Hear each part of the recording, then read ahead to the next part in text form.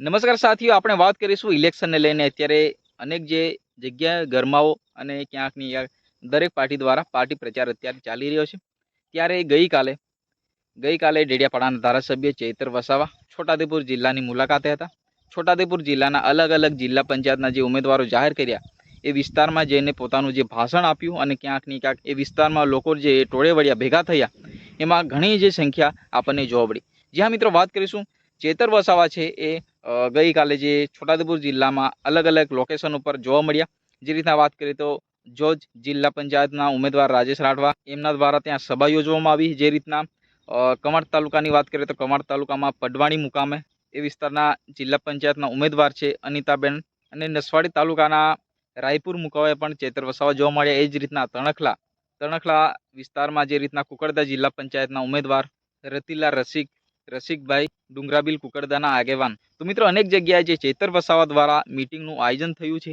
મિત્રો ચેતર વસાવાનો એક ડાયલોગ ખૂબ ફેમસ રહ્યો છે. ચેતર વસાવા દ્વારા જે કહેવામાં આવ્યું કે ચેતર વસાવા જે સત્તામાં આવ્યા હજી 3 જ વર્ષ થયા છે. ચેતર વસાવા જેવા યુવા લીડર નેતાઓ હજી 15-20 વર્ષ ટકી જાય તો ભાજપના છોતરા કાઢી નાખશે. કારણ કે 3 વર્ષમાં જ ભારતીય જનતા પાર્ટી અથવા અન્ય પાર્ટી ચેતર વસાવાથી ડરી જતી હોય, ચેતર વસાવાનું નામ લઈને જ ફફડી જતી હોય, તો ચેતર વસાવા હજી 15-20 વર્ષ ટકી જાય તો અન્ય પાર્ટીના તો છોતરા નીકળી જશે. જે રીતના ચેતર વસાવાનું નિવેદન આવ્યું એ પણ આપણે એક ક્લિપ જોઈ લઈએ. ચૈતર વસાવાને ફલણ કરે, ઢીકણું કરે. ચૈતર વસાવાને તો હજુ 3 વર્ષ જ થયા છે, ત્યાં સુધી આટલી બધી ગભરાટ છે. ચૈતર વસાવા હજુ 3 વર્ષ જ થયા છે. સાથીઓ, અગર અમારા જેવા યુવાનો વિનુભાઈ છે, રાજેશભાઈ છે, વરસનભાઈ છે, અમારા જેવા યુવાનો જો 15 વર્ષ 20 વર્ષ રાજનીતિમાં ટકી જઈશું ને, આ ભાજપ વાળાના અમે છોતરા કાઢી નાખવાના છે. જ્યાં મિત્રો ચેતર વસાવા છોટાઉદેપુર જિલ્લાના અલગ અલગ લોકેશનમાં જોવા મળ્યા, ત્યારે ચેતર વસાવાનો આ જે ડાયલોગ છે એ ખૂબ ફેમસ છે.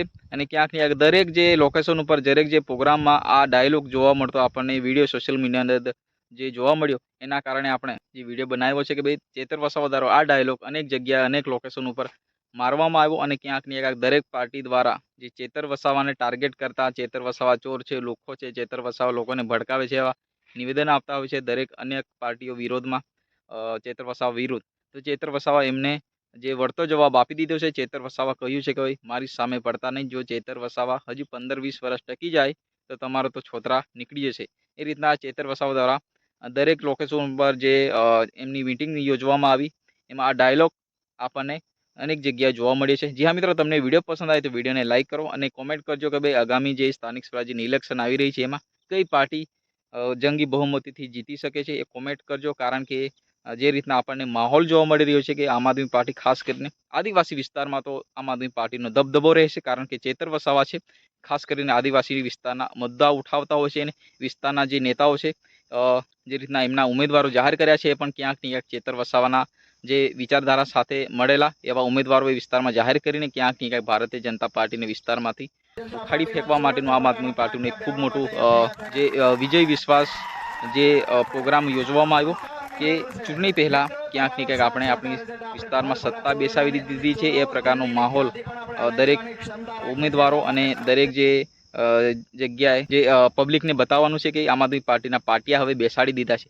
જે મિત્રો તમને વિડીયો પસંદ આવે તો લાઇક કરો. ફરી મળીએ નેક્સ્ટ વિડીયોમાં. ત્યાં સુધી જય હિન્દ, વંદે માતરમ.